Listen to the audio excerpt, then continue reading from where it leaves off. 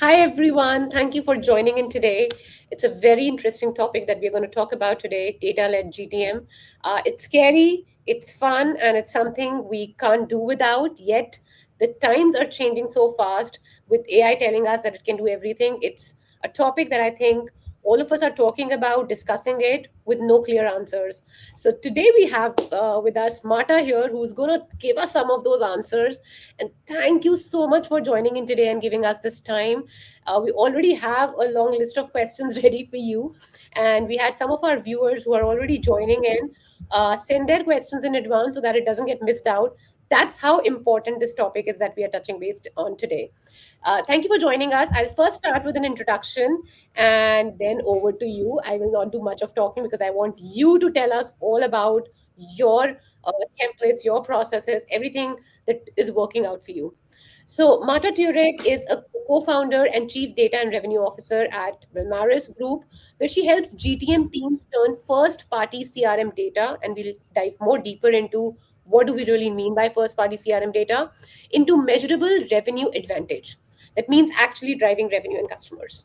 With over 16 years of experience in digital marketing, data analysis, data science, she works very closely with CMOs, CROs, and helps them with revenue insights, driving smarter and data led decisions, and actually moving the needle and not just doing strategy, but actually building pipeline, customers, and going from that 0 to 1 and then 1 to 10 and then 10 to 100. So thank you so much, Marta, for joining us today. And over to you. If you could just tell us what made you get into data in the first place, and data led GTM particularly, not just data, but actually combining data, growth, GTM to drive revenue. So tell us a little bit about your journey so far, and then we'll go deep on the deep end of the questions. Well, thank you so much for having me today.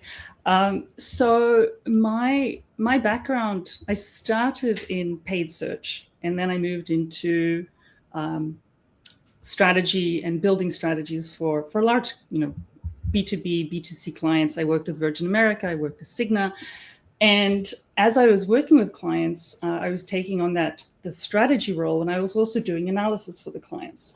And I started to hit roadblocks where I was trying to answer business questions that I didn't know how to answer. And I was certain there was a way to answer them. I just didn't have those skills. And so that's where my journey started, to building up the skill set to be able to finally get to the pinnacle of masters in data science. Wow, very interesting. And I think you matched the two. You're working in marketing, search, paid search, and you kind of matched your data science experience with it and then worked on. This is beautiful. So let's deep dive into the title for today. Mhm. We've called it a live data-led GTM. What is it and how it impacts revenue? So let's break down the first part. Can you talk us about what exactly is data-led GTM? What does it mean for you? Because I feel today we have a lot of words, we have a lot of definitions, and we have a lot of words that mean different things for different people. Even GTM, if you ask different professionals, will mean different things. So, what does data led GTM mean for you? And what's your unique approach for data led GTM? It's a great question, and you're right that GTM, even the definition of GTM is changing from what it was 5 years ago to what it is today. So what it is developing a strategy using data. So most strategists will develop their strategy based on their many years of experiences, the ideas that the team have, the things that they're reading on the internet. Whereas a data-led strategy is one where you are deep dive analyzing the data in your CRM, and then you're building the strategy off that data. So basically what we do, and what's unique about our approach, is that we look at the data in the CRM as a data science problem. So most business users are going to be used to using the CRM from a dashboard perspective. But a dashboard can give you a limited number of charts, but it's not an analysis. So the second piece is that our analysis is business question driven. So that means that if we're working with a CMO who's trying to increase the number of marketing qualified accounts that they're bringing through, we're going to tackle the analysis from a different perspective than, for example, if we're working with a CRO who wants to understand, how much they can trust the pipeline forecast for the next quarter. So it's those business questions, and when we always anchor back to the question that we're trying to answer, and so then you answer one question and then you move on to the next one, and so as you go, the strategy in many ways reveals itself. Yes, you're absolutely right. But you talked about CRM data and your CRM data, you know, being the source of truth, for lack of a better word, or like a single source of truth. But a lot of times, data has incorrect stuff, inefficiencies, purely because the person managing it in the last 1 month while they were on their, say, like last 1 month in the company, didn't bother to correctly update the data, and just lack of human. There are human errors, there are data errors. I mean, even when you merge two databases, you're trying to enrich your database, but you end up uh, doing a lot of incorrect entries.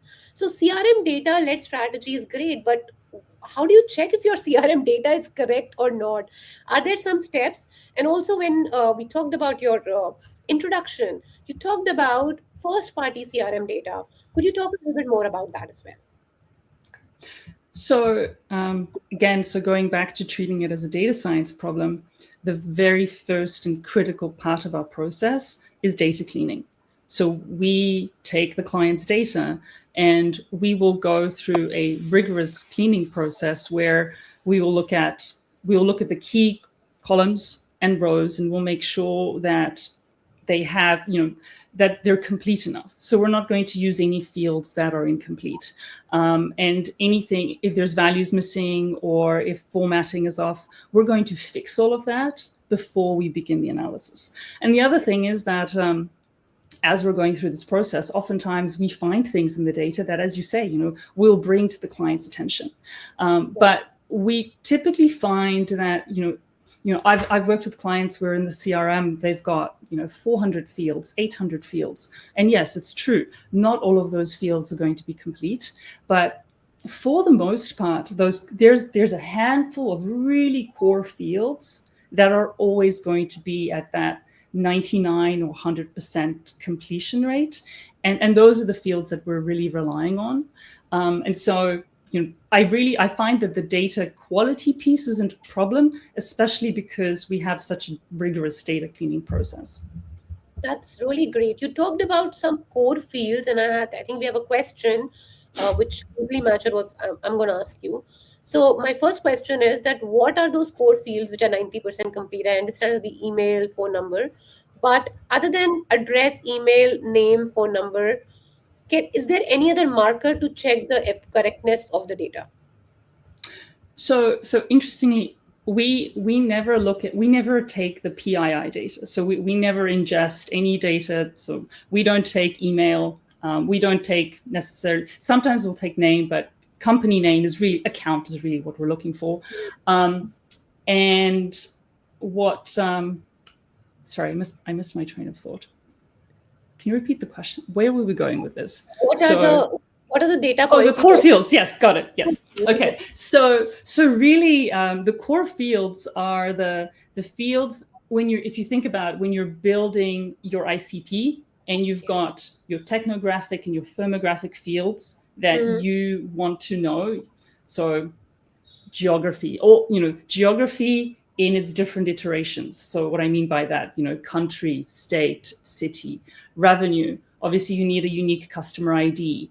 Then you've got you've got fields in the account table that you really care about, and then you've also got fields in the opportunity table that you care about. So your different sales stages, your how long an opportunity has been in the CRM, everything that is going to help you to diagnose the health of the pipeline.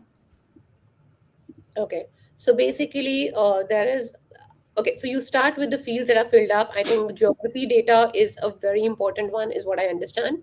And other than that, firmographic, like going deep diving into the account level information, their revenue size, how old is the company, what category or what industry are they operating in, and that kind of helps you understand if the data is correct. And then obviously the individual data. We have so many questions coming in that I'm not able to complete my chain of thought, so I'm going to jump in into the comment section and pick up a question Okay. from here. Okay. So there's this question on many revenue teams struggle with data hygiene. What minimum data governance and instrumentation steps would you recommend or mandate in the CRM analytics for planning your GTM? So data for data hygiene, yeah. What are the steps that you would tell? So the gentleman is asking that, what do I tell my team that for maintaining data hygiene in the CRM? So the thing that, in my experience, data teams always have a hard time of it, because they're on the receiving end of, like, they receive the data, they're receiving the final input or output, and they need to do something with it. And so what I have found that has worked best for me is to educate the teams upstream what impact it has when they do not fill in the data. Show them how important it is. And then, obviously you're always going to have to chase people. You need a robust process. Unfortunately, that's just the case, that there are some people that aren't going to always follow that process. But if you have the education piece, and if you have critical fields that are just not negotiable, then you can, as you build up that education and you show them the output and what you're using the data for, and they can buy into that, then they'll start to understand the implications of not doing it. Because I think that's what happens most often, is data teams are the ones that are bearing kind of the implications of things not being input correctly, but the teams upstream don't understand them. I completely agree. So I think like what you're suggesting is basically like a combined approach, like a more interdepartmental kind of a thing, wherein everyone is aware that what are the consequences and how much of time and energy it takes to clean up the data when you're not inputting the fields, to kind of like, and you lose out on deals. It's like revenue on the table, it's gone. We have two questions, Marta, which are kind of similar, so I'm going to read them out. One is, how do you balance GTM? How do you balance data-driven GTM decisions with human intuition and creativity, especially when the data is incomplete or sometimes misleading? So essentially, if the data is not complete, a lot of times there's this gut feel that, oh, these, I mean, like, let me segregate them in this category, XYZ. And because these people, SDRs, have been working in the industry for a long time. So how do you balance this out? That's the first question. The second one is that, yeah, how do you get teams to stop relying on gut feeling and actually trust CRM data, and when they're making big quarterly pivots? So essentially, how do you balance? And the other person is asking, how do you tell them not to trust their gut feeling?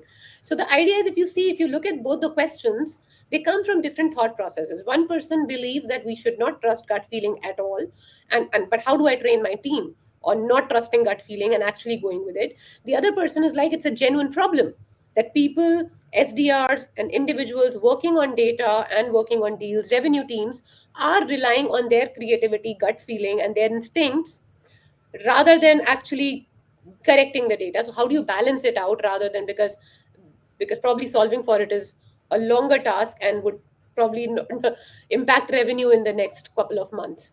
So what is the correct answer here? What approach? How do you go about it without losing out on revenue and keeping the team morale? So I think so. It's really interesting. So the example that I have in my head is, they often refer to the stock traders on the floor on the stock exchange, how they have that day-to-day experience in the market, and so they have that gut feel. They know a lot, and just intuitively, if you've been on the floor for 10, 15, 20 years, you have that intuition. Same thing with the SDRs. So I would say that it's a combination. You never just, you don't necessarily want to just use your data in isolation. You want to have those qualitative conversations with your SDRs, because they're going to give you ideas, and they're going to help enhance the strategy that you can go forward with. At the same time, if you have SDRs that have ideas that the data is showing you are not working, then you can bring that data and you can show them, like, look, I know that in the past we've, sold to this industry in this market, but look, in the sales stages, they're stuck in the discovery stage, and the opportunity is 180 days old, but 50% of our pipeline is stuck there. And then so you're using the data to educate. Because then it's not a question of opinions. You're not fighting them with your opinion. You're showing them the data to back up, facts. Yeah. So I think the balance approach is what you're recommending. And it can't be a clean cut, because they have that experience. You got to respect that experience as well. But at the same time, I mean, I think the idea is that if you can make X, if you have clean data and you keep updating, you can make 5X. So probably that's the way. That's a good enough motivation. There's another question here, which says, do you recommend a frequency when it comes to updating specific field types in your CRM data? Oh, I mean, when they say updating, do they mean like adding fields, or?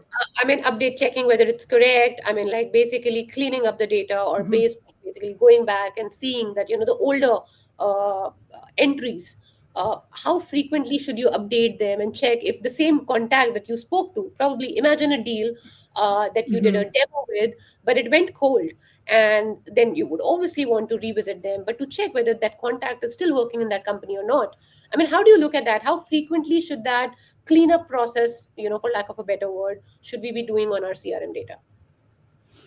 So, so that's, I'm not a CRM administrator. I am analyzing the data in the CRMs, but I can give you my perspective.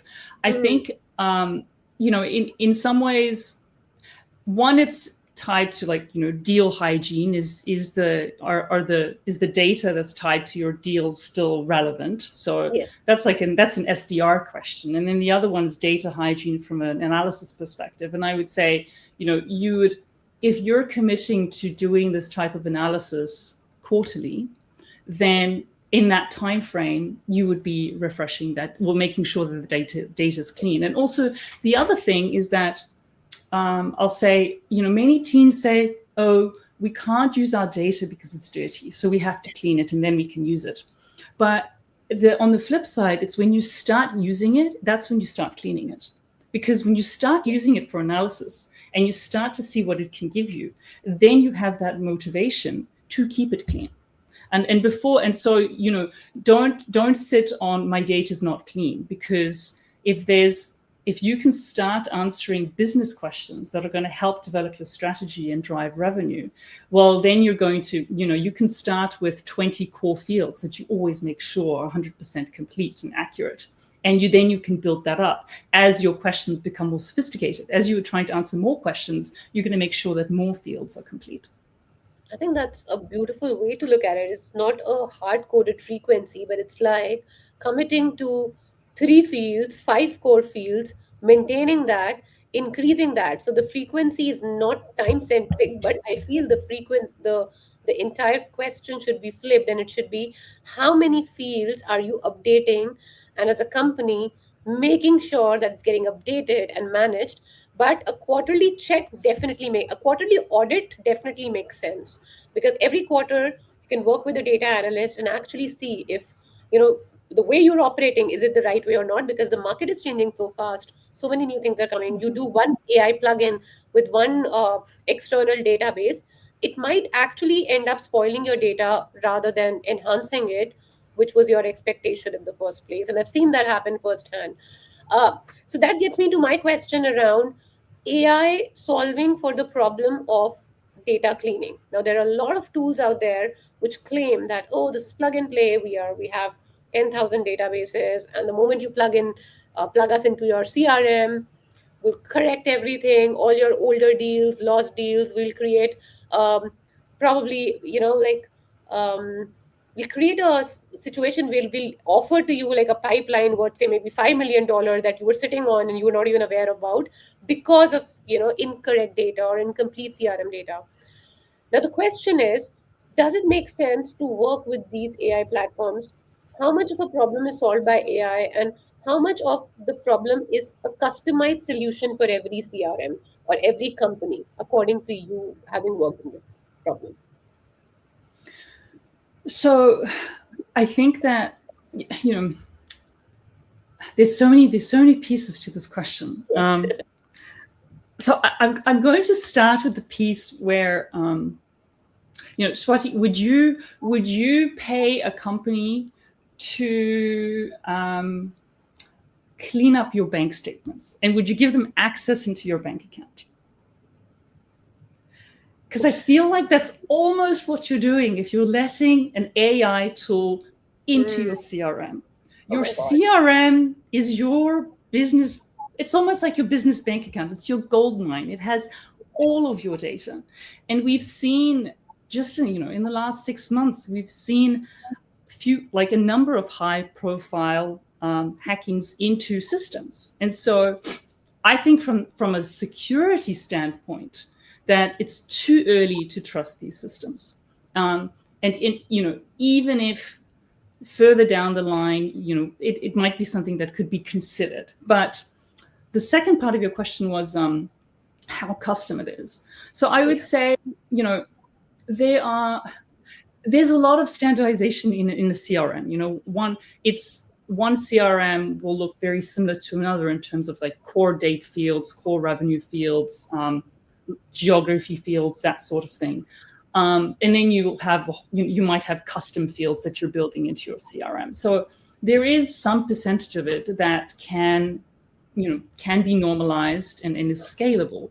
But I would say that, with what AI is allowing us to do today, it's making it a lot more accessible for companies to build their own cleaning process. So, if in the same way that an AI tool can put together a script or Python script that is going to clean your data, you can work with your data science team, or you could pay if you don't have a data science team, you pay a data scientist to build a custom workflow for you. It's not going to cost you thousands and thousands of dollars to do that.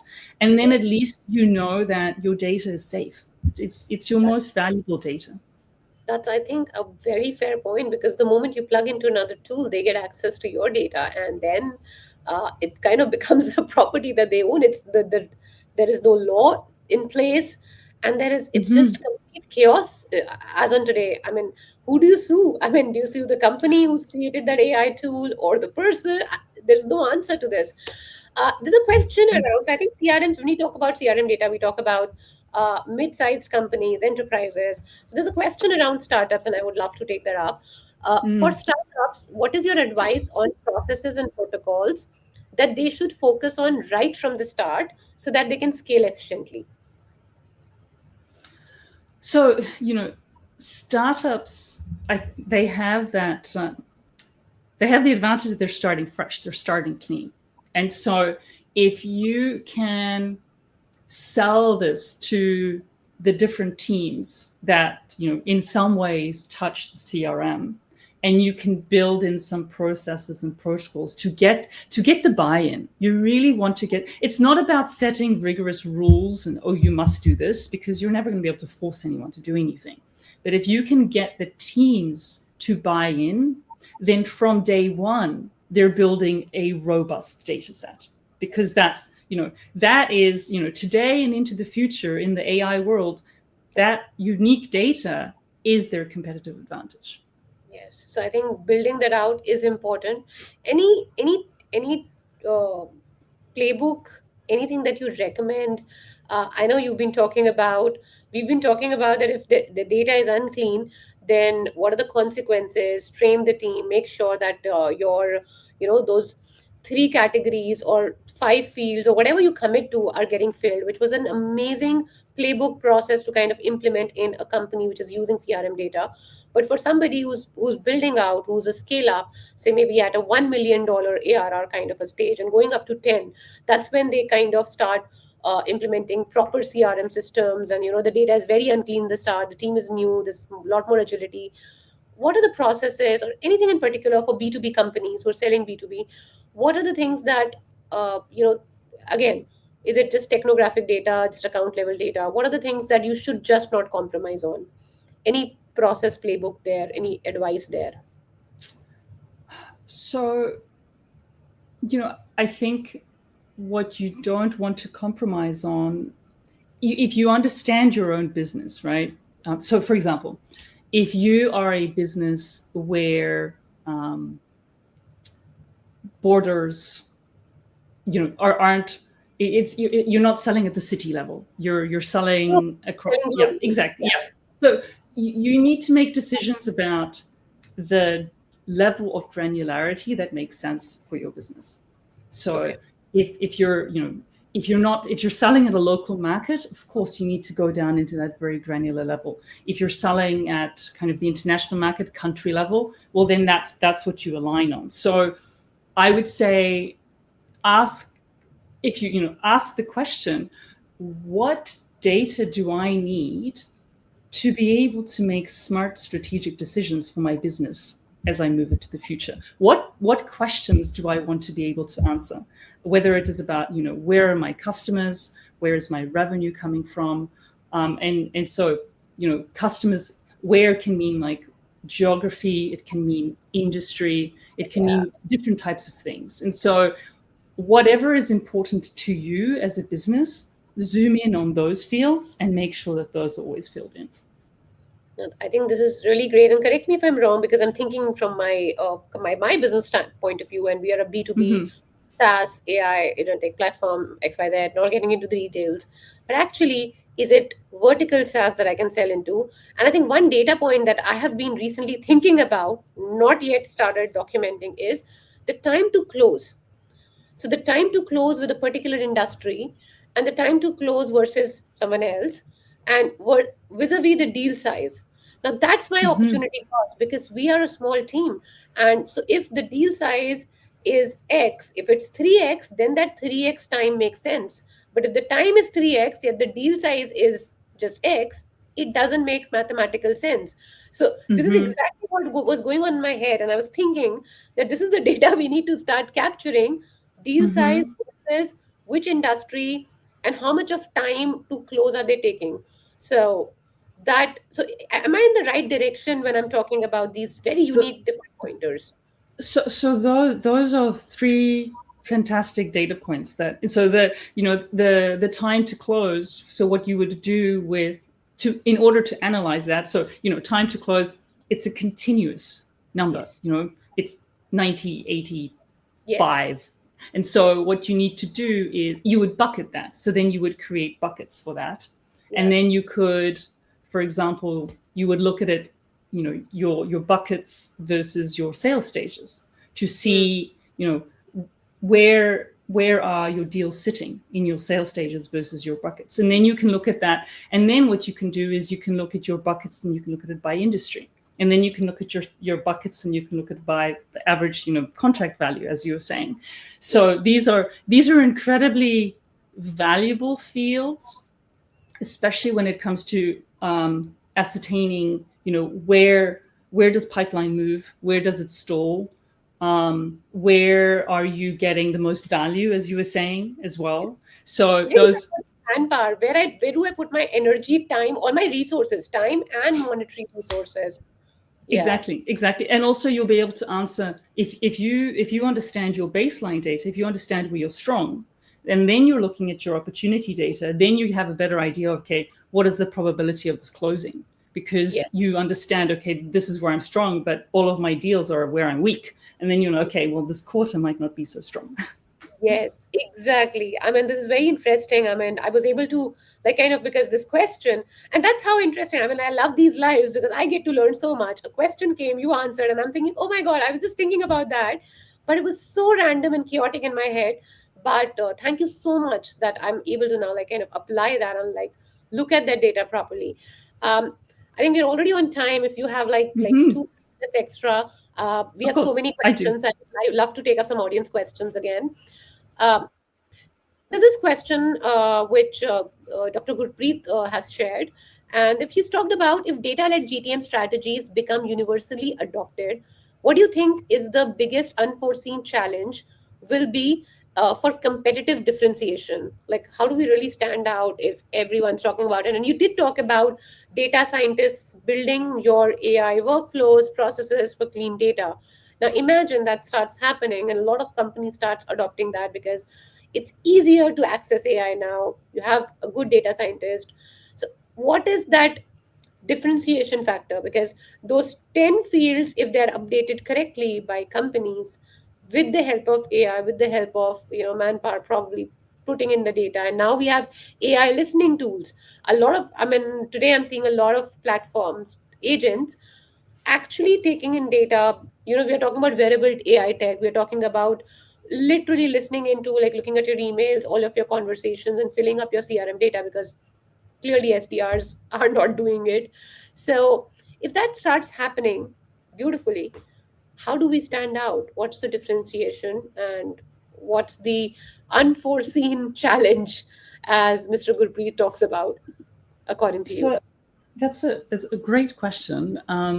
So the nice thing with the data-led strategy is that it is on your own data. It's your first-party data, which means that unless someone in your company has mistakenly fed your data to AI, then no one else will have access to your data. And even in 2030, your unique proprietary data is still your unique data. But if everybody is taking this data-led strategy approach, I think that it's going to be about who is leveraging their data in the most creative ways. How are they using their data to appeal to their customers, to appeal to, and it's not just about prospects, it's also about your existing customers. It's about retention, it's about customer satisfaction, it's about growing your customers. So it's about using your data, in mining it in all the different ways that you can get insights into being smart with your GTM strategy. And so I think if that happens, it'll be great for data scientists, because we'll be answering more and more sophisticated questions, and it's going to require more sophisticated analysis to get that. Yes, I think that's a fair point. Differentiation would always be efficiency. I mean, how great you are at what you do. I think that is something which time will not change. I mean, there is, you gotta be like Michael Phelps or Roger Federer in your field. I mean, like, the answer is just that. Probably Oh, like what you're talking about, Marta, y- right? you You know, just I, gotta be the I best. feel like I agree with you. I feel like in this world of AI, where AI is the generalist and you can Yes, get, generally good enough answers from AI, it really is going to be about everyone being niche and specialist and being the best in their swim lane, because that's when others will be willing to come to you for your services. exactly. I completely agree. We'll take one last question because that's an interesting one. And we're already on time. And thank you so much, because I learned a lot, and I can clearly see that the audience learned a lot. So many questions. And all of you guys, please connect with Marta on LinkedIn. And Marta, I would love it if we've not taken some of the questions, if you can take the time to answer them, or all of you Happy guys set to. up some time with her. Do reach out to her, get in touch with her.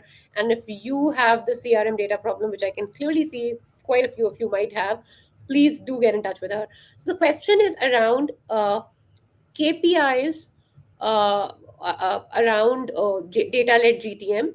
And the idea is that should you have like dashboards or some automated reports that you need to build into your CRMs, like, which influences weekly GTM decisions or monthly GTM decisions. How do you look at it? Like a structure is what I'm getting. And what are the KPIs to measure that you are on point in terms of your data led GTM strategy and your CRM being the single source of truth? So in terms of dashboard, I mean, we could have another half an hour conversation of where dashboarding is going. Dashboarding is changing completely, and so what I would say is, yes, you need some place where you are obviously collecting data to understand if your strategy is working. Whether that's a dashboard or it's more of an analysis stack, that's a different conversation. But you know, the thing that we focus on with data-led strategy is that we're looking at the bottom line metrics. We're looking at the metrics that actually move revenue. We're not focused on, the metrics, they're called vanity metrics today. They have their place when you're trying to optimize a platform and you're sitting in Google Ads and you need to look at those specific metrics to help you optimize. But we look really pipeline quality over pipeline volume. So, anyone can fill the pipeline, but are the deals closing? Are they closing faster? Is the average size of the deal moving up? Are you seeing an increase in number of deals in that ICP that you're targeting? And then also, are you seeing the conversion rates between stages increase? So you might be seeing that the deals are typically stuck in specific stages, but are you seeing that is improving? So if you can see movement in all of those areas, and at the end of the day, revenue is that final metric that you're looking for, but you need those moving indicators earlier, because especially in B2B, we're dealing with very long sales cycles. But so I would say that those are the types of things that I'd be focusing on. Specific, the types of fields that you're looking to add into your CRM, those are the fields that are really important. Bang on. And I would just like to add a point here. There's this revenue architecture framework which Winning by Design has shared. And it's amazing. And it actually talks about the same thing, Marta, that you're talking about. The conversion between, you can call it anything. I mean, I will call something MQL. Somebody else will call it a lead. Someone else will call it a conversion. I don't know. Like, it can be different nomenclature. But map it out for your company. It might be different for different people. And what is the movement there? Because now that with AI, with such deep level insights, the KPIs are also, the deeper the KPIs, the more nuanced they are, the better is it for you, because you'll be able to answer the difficult questions like Marta mentioned. So thank you so much, Marta, for giving us your time today. Thank you so much. All of us learned so much from your experience and all the insights that you shared with us. It was like truly, truly amazing. What a valuable half an hour. And we actually extended this by a good 7-8 minutes. Thank you for doing that. And thank you for giving us this extra time. And all of you guys, do get in touch with her, connect with her. Thanks again. Thank you. Thank you so much. Thank you.